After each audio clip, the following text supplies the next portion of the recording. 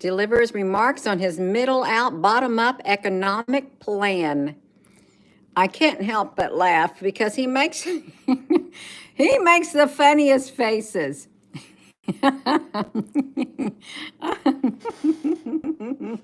He can't help it.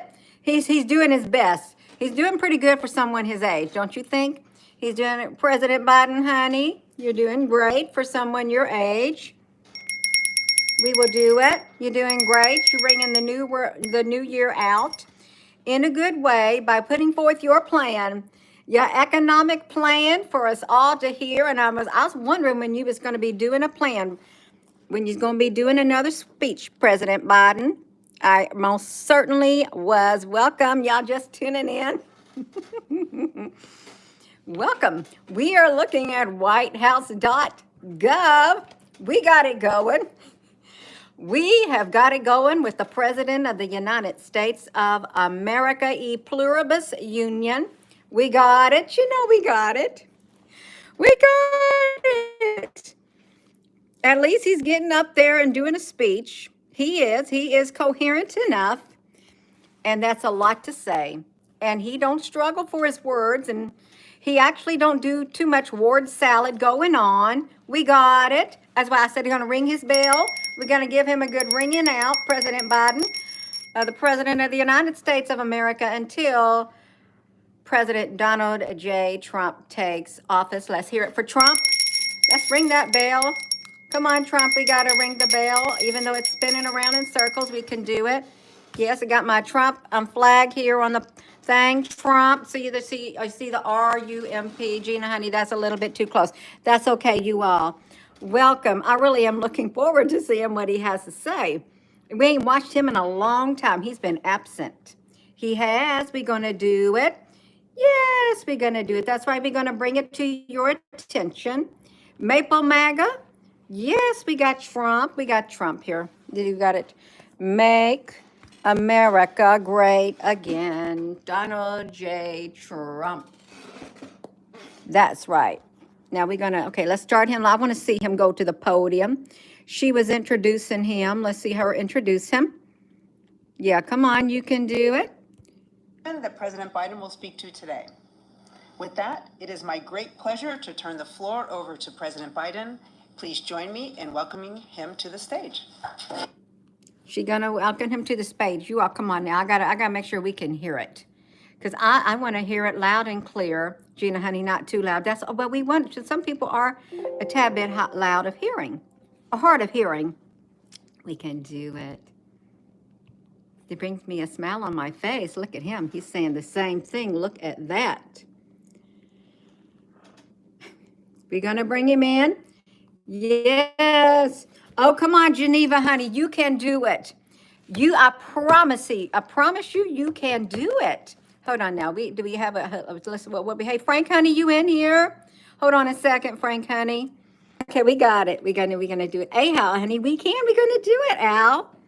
We are gonna do it. Come on. She said, welcome, President Biden. You all, we can do it. Come on, President Biden, you can do it.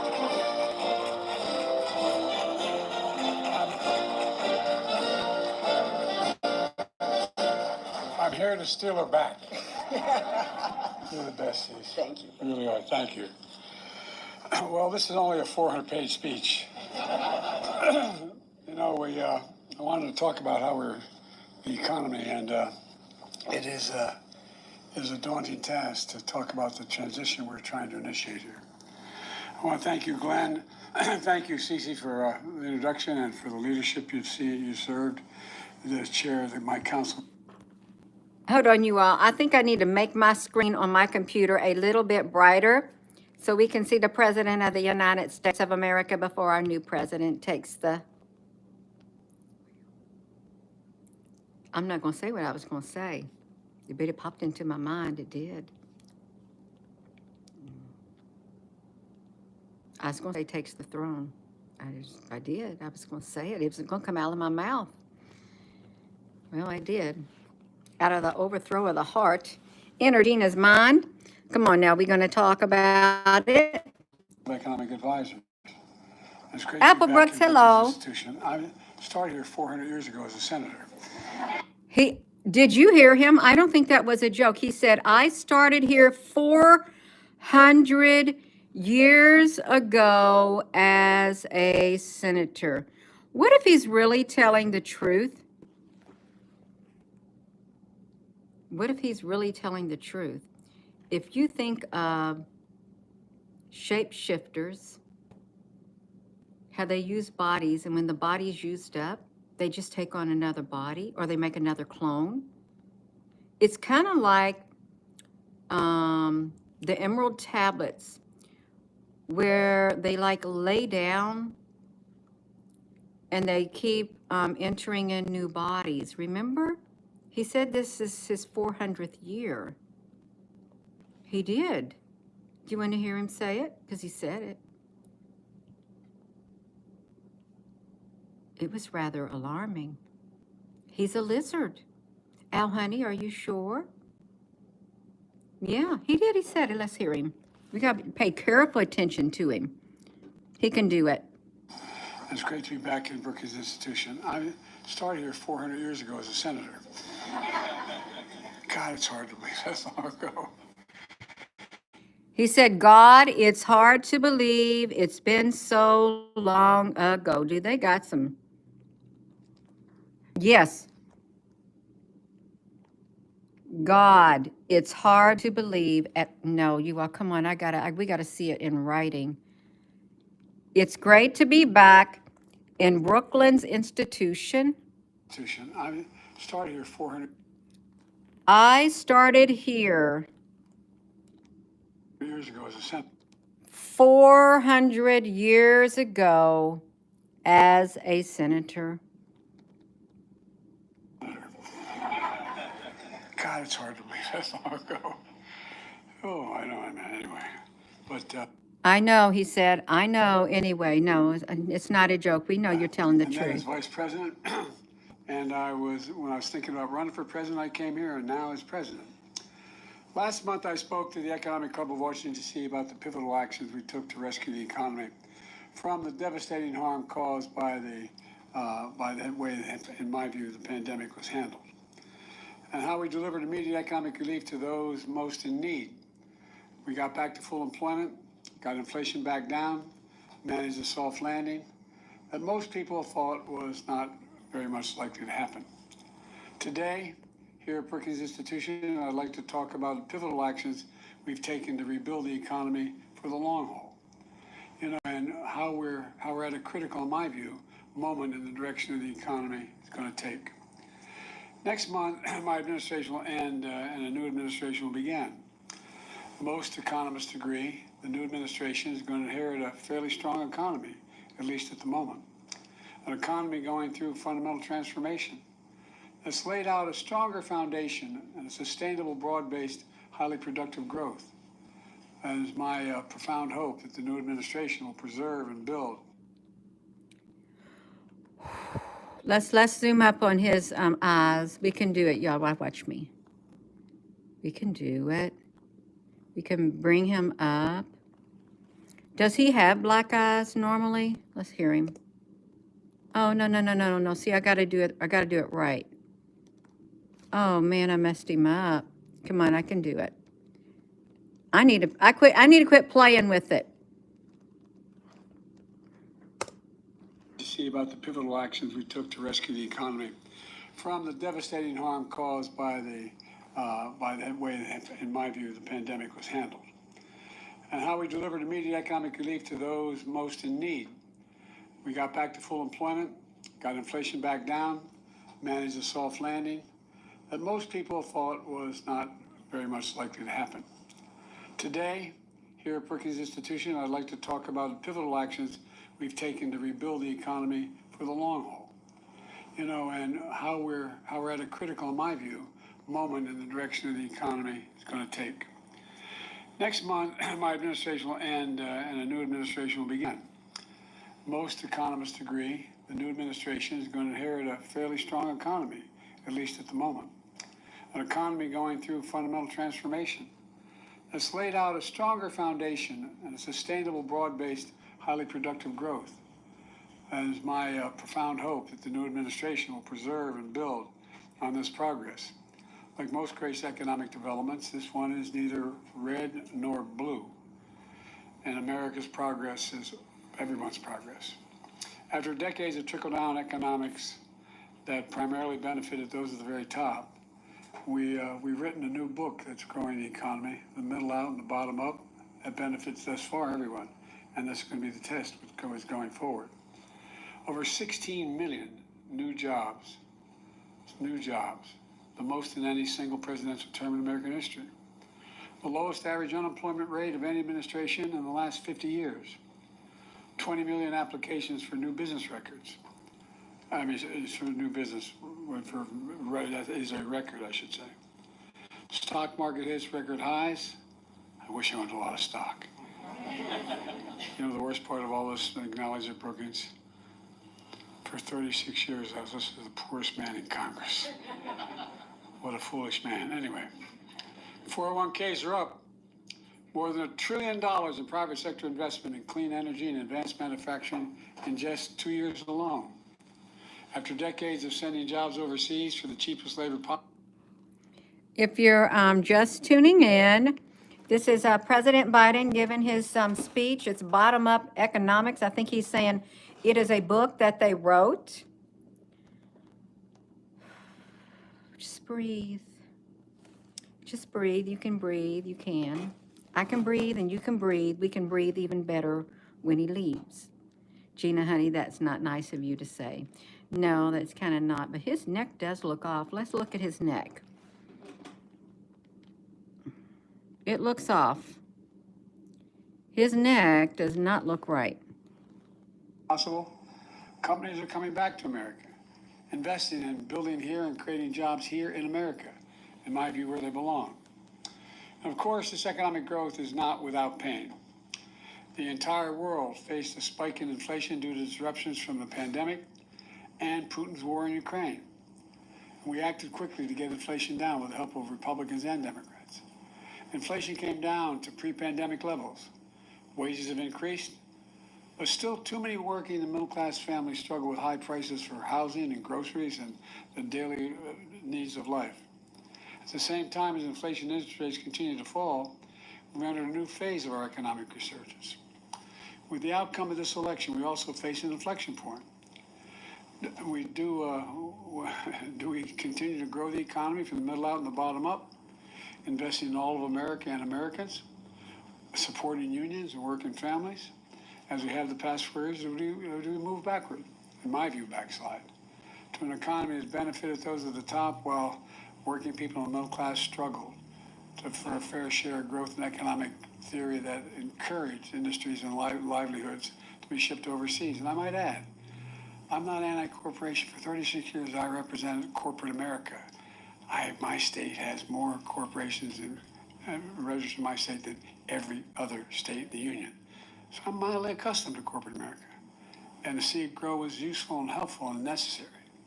But to make the most of the opportunities ahead of, I want to share key pages from our middle out, bottom up economic playbook and lay down what I believe to be a new set of benchmarks to measure against the next 4 years and see whether this theory is more than just a phenomenon.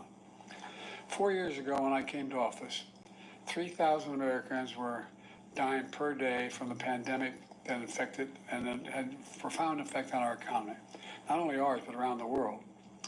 Millions of Americans lost their jobs or at risk of losing their homes. Hundreds of thousands of factories and businesses, hundreds of thousands, closed and creating despair in communities. I remember when I was campaigning, they'd say, my dad used to work at that factory. My grandfather worked at that factory. It's gone. People lost hope. They lost hope, particularly through the Midwest and other areas of the country. Supply chains was shattered. Prices soared in everything from cars to homes to appliances. The previous administration, quite frankly, had no real plan to get us through one of the toughest periods in our nation's history. In fact, there's an old saying, if the only tool you have in your toolbox is a hammer, everything looks like a nail. Over the course of decades, Republican leadership, and I'm not those of you who know anything about me and my career in the Senate, I had as many Republican friends as Democratic friends, for real. I'm not one of these, anyway, I won't get going. But I've never been a big fan of trickle-down economics. It was a hammer that was hammering working people. My dad used to say, my dad was a well-read man who he got accepted to go to Hopkins, but during the war he never got to go. But my dad used to talk about it. He said, Dad, Joey, not a whole lot trickles down on my kitchen table at the end of the month. Slashing taxes for the very wealthy and the biggest corporations, diminishing public investment in infrastructure, in education, in research and development. And keep your eye on it. We're going to find out whether or not what they want to do on each of those areas continue to slash and make sense or not. Offshore jobs and factories took off for cheaper labor overseas, destroying unions while imposing costs on those products made in America. And despite the mythical reputation to pay for itself, trickle-down economics deeply worsened our fiscal outlook, in my view. To offset the cost, advocates of trickle-down economics ripped the social safety net by trying to privatize Social Security and Medicare, trying to deny access to affordable health care and prescription drugs, lifting the fortunes of the very wealthy, often meant taking the rights of workers away to unionize and bargain collectively. And by the way, I'm all for the very wealthy. I'm not joking. You can make as much money as you can, good for you. But everybody's got to pay their fair share. And by rewarding short-termism in pursuit of short-term profits, extraordinary high executive pay, instead of making long-term investments in many cases.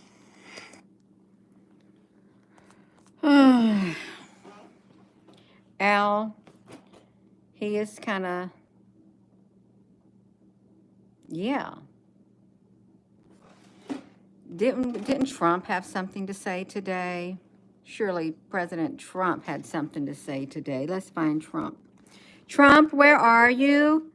Did you have something to say today? Let's see. Oh, I thought he was playing the piano. Trump's New York Attorney General rejects his request. Day one. Tulsi, honey, what are you going to say? All right, let's get back to the picks President-elect Donald Trump has tapped to fill the key roles in his cabinet. Soon, Pete Hegseth, the nominee for Defense Secretary, will continue his meetings with lawmakers. Why is her relationship with Syria coming into question? You know, it's really strange. When you want to see these news, if you want to see the person, all you hear is the people in the news. Biden, he drained my energy, and I can't be getting sleepy right now. I can't. Let's hear the President Trump. You got to hold on a second. Yeah, Biden, he does. He will put you to sleep. He will. Some people would like to look at him. You can go watch it. President-elect Donald Trump's picks for his administration were on Capitol Hill Monday. Defense Secretary pick Pete. Yeah, honestly, they should go to jail. How serious are members of the House January 6th committee taking this comment? Good to be with you. Members of the House January 6th committee, which investigated the Capitol attack and President-elect Trump's role in a pressure campaign to overturn the 2020 election, remain on edge. In fact, based on my reporting, some of the members of the committee and associates of that select committee have sought out legal counsel to help to navigate these political and legal waters in the weeks and months ahead. They do fear possible scrutiny from the Justice Department and the executive branch and from the congressional branch, especially from House Republicans come 2025 when Republicans are effectively running all of Washington. But as we saw in the president-elect's recent interview on NBC News, he is not making any explicit promises in terms of using his newfound power come next year to target them in any way, though he's open to having some kind of legal challenge brought forward should there be a belief inside the Justice Department that there might have been some kind of criminal activity. So we're in a vague zone in terms of exactly what's going to happen, but that hasn't settled any of the... You know, they won't. Look at this. Join the Border Patrol. Did you know that you can join the Border Control? Well, isn't that interesting? We got a Border Control jobs. Wow, this is really interesting. U.S. Customs and Border. Look at that. Sign up to be a border control. You just put your name, the CBP. Wow. I want to see what is the benefits. So this is, you're not going to be able to do it. You got to have background investigation, polygraph, and prior drug use, but you can join the border control right there and make $30,000 a year to guard the U.S. border. That's right. You just tuning in. Yeah.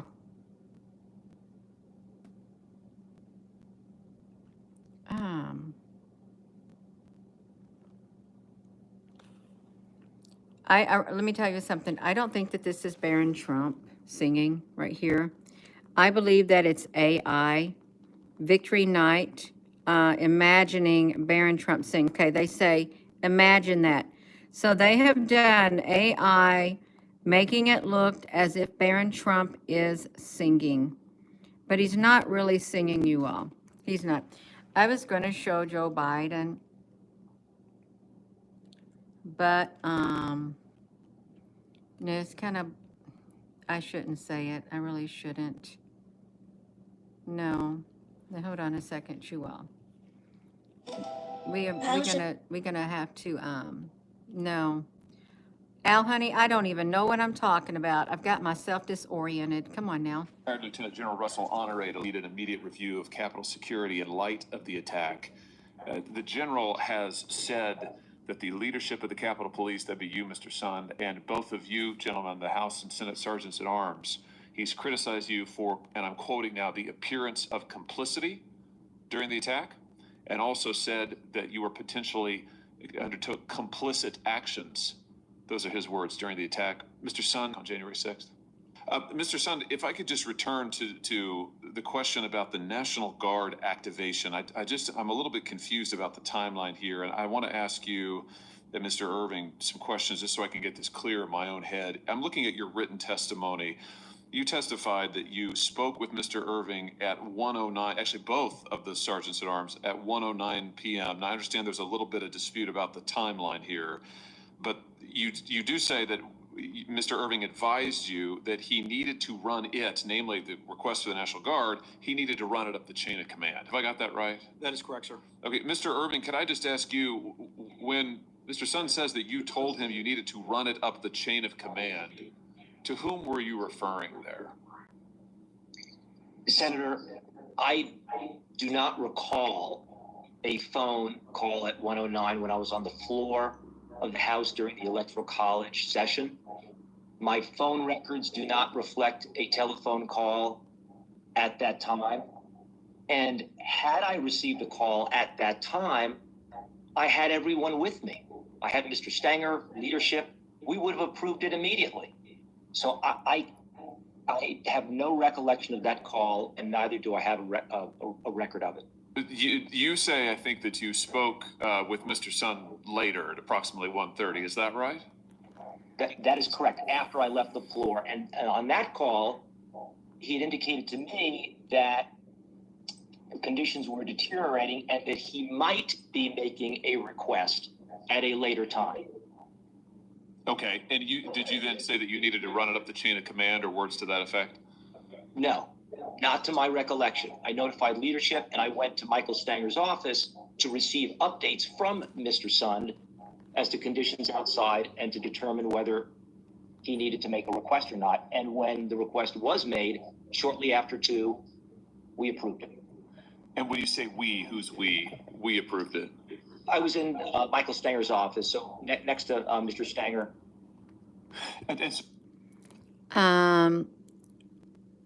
I want to hear about her. If liberal elitists from California want to drive electric vehicles, so be it. But my constituents, Mr. Chair, should not be forced to do the same.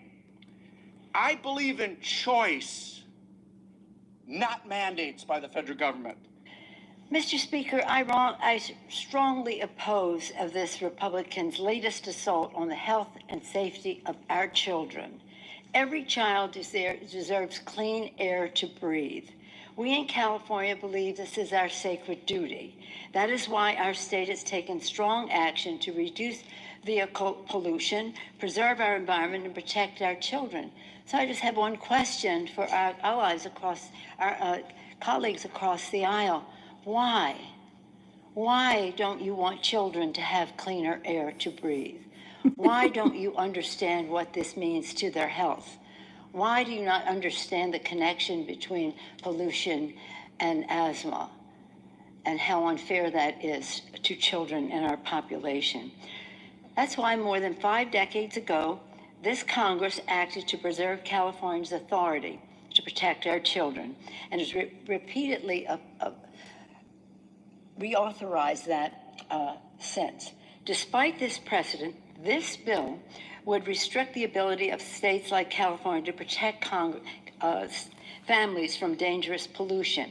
Now, it's important for people to understand that, as the gentlelady pointed out, this is at the discretion of the states. 17 states have decided that they would use such a waiver. And I'm watching the comment section. I'm watching the number of people viewing. It goes up to 305, and then they drop it down to 222. Then it gets back up into the 300s, and then they drop it back down by at least 70 or 80 people watching. They're throttling the viewing. They are. They're kicking people off. Imagine that. Now it's 287.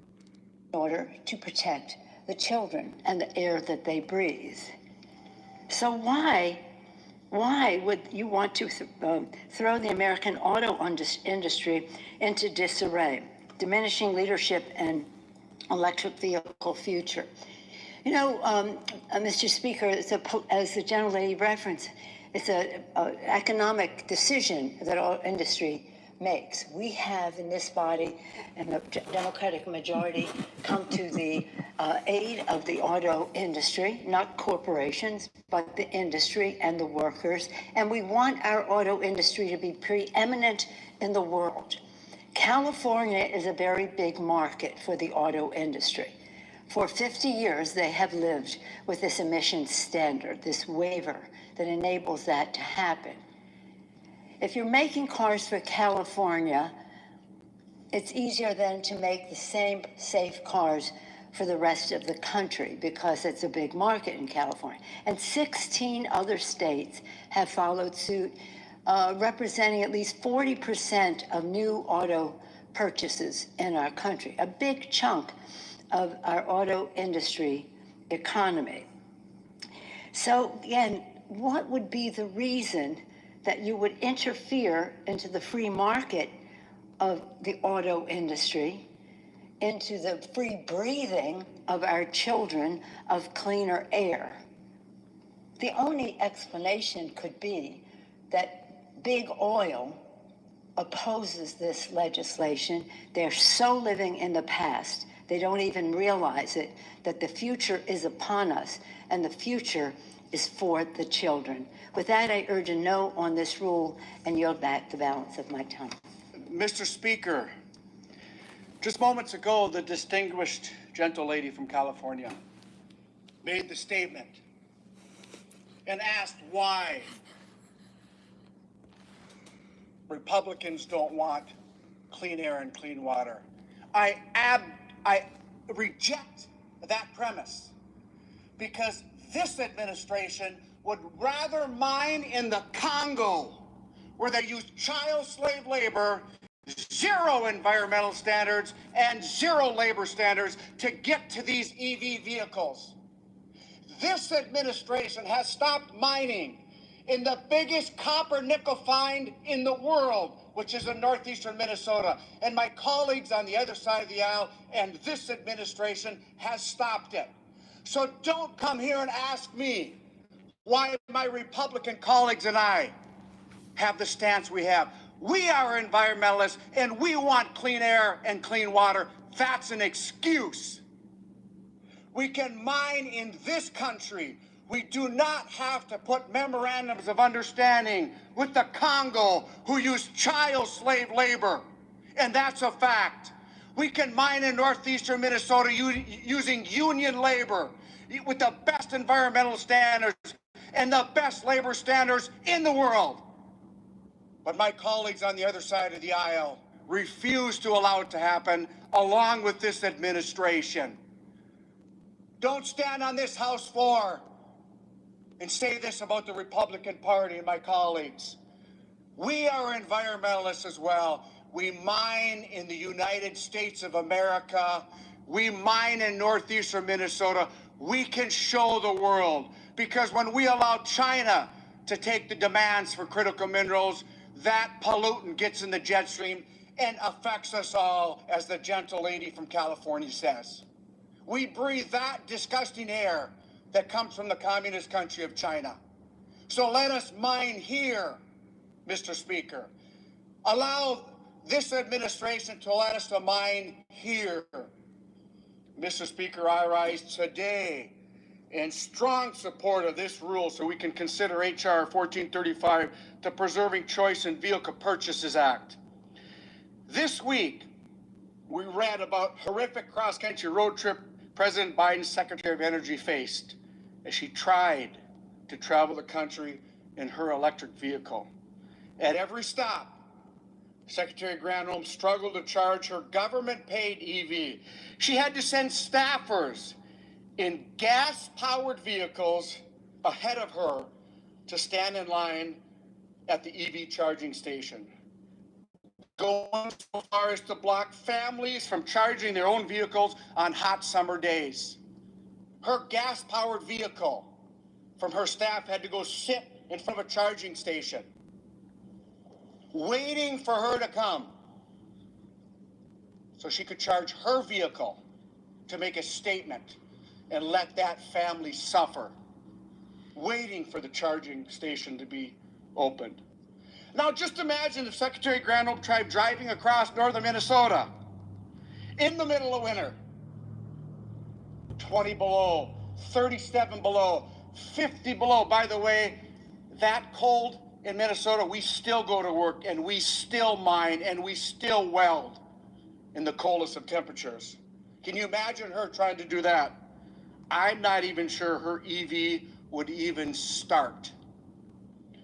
My constituents do not have the luxury of having government-paid staffers to advance their road trips and access EV charging stations ahead of time.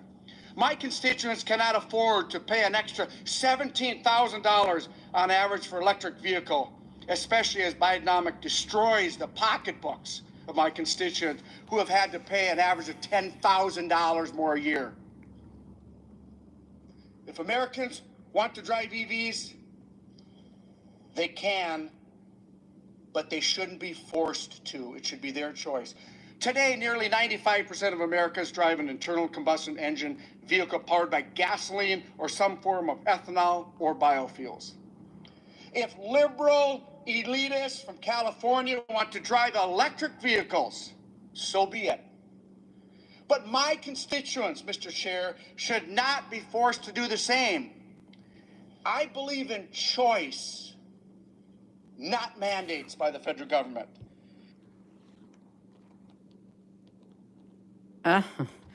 Oh my goodness, you all. Nancy Pelosi, I thought she was done.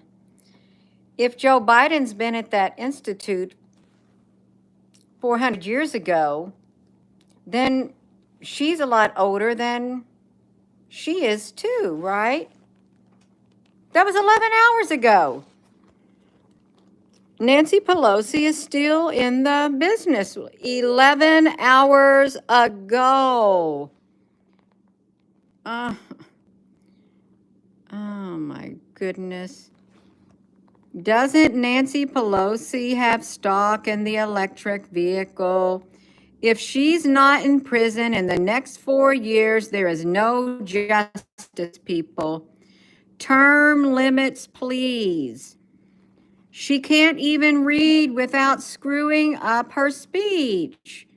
Jail for insider trading. She needs to go to jail. She talks about clean air for the children when she doesn't want children to be born and breathe at all. Wow. As you can see by those comments right there. Wow. Seems we've got an administration that not too many people back, really a current administration, they're not too happy with. But to hear some say, oh, they are very happy. No. They're not. They're not happy. There are some who are happy. Look at this. She don't give a rip about the children. I can't bear this creature, how as it's gotten away with all this corruption. Oh my gosh, you all. I think Americans are fed up. I think a lot of people are fed up, truly. She looks kind, but she isn't. Yeah.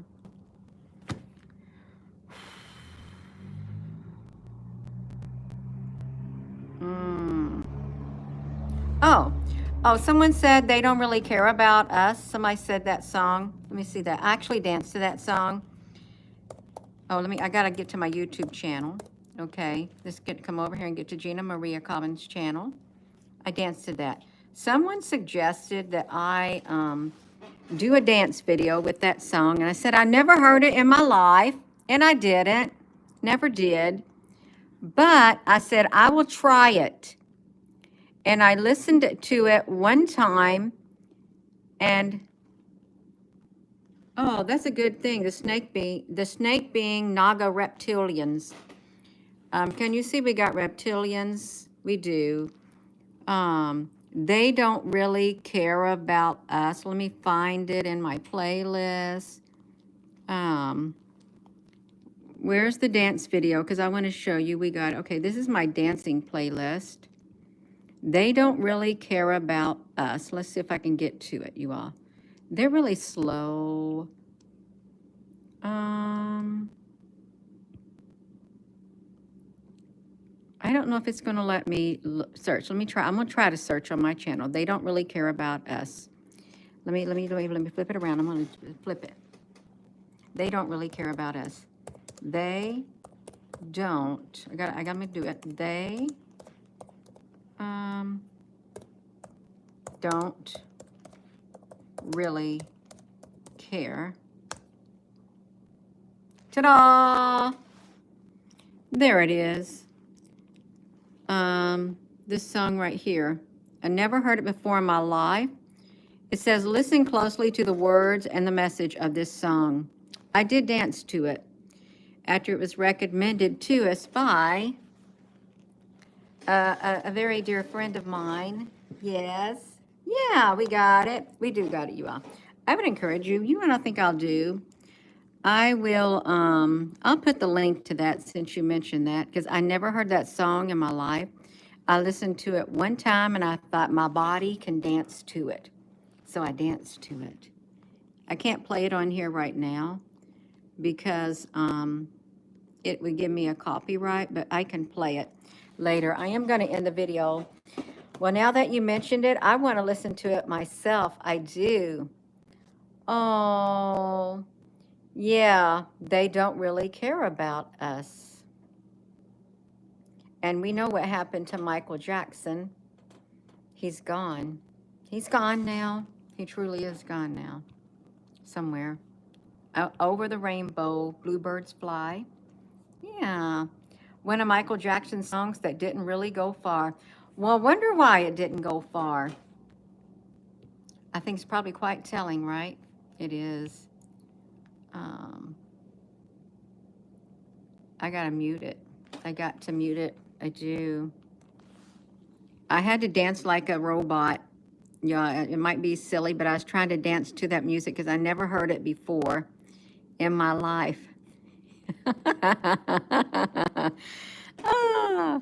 Let's see the last. See, they capped the comments on this too. Let me look at it. 5 months ago, Michael was in the know for sure. Our eyes weren't open then, but his were. Yeah. Divide is always how they want us because together we are powerful people. Well, YouTube won't let me like this. Yeah, that's true. I'm gonna go, you all. I am. So, yeah.